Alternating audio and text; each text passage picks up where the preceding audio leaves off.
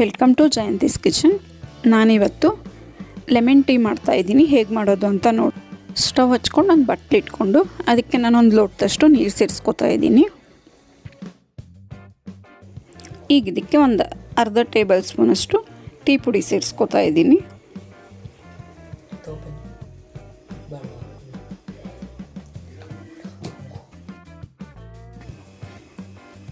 ಇದಕ್ಕೆ ಒಂದು ಸ್ವಲ್ಪ ಶುಂಠಿ, ಹಸಿ ಶುಂಠಿನ ಚಚ್ಚಿ ಸೇರಿಸ್ಕೊತಾ ಇದ್ದೀನಿ. ಮತ್ತು ಪುದೀನ ಎಲೆ ಸೇರಿಸ್ಕೊತಾ ಇದ್ದೀನಿ.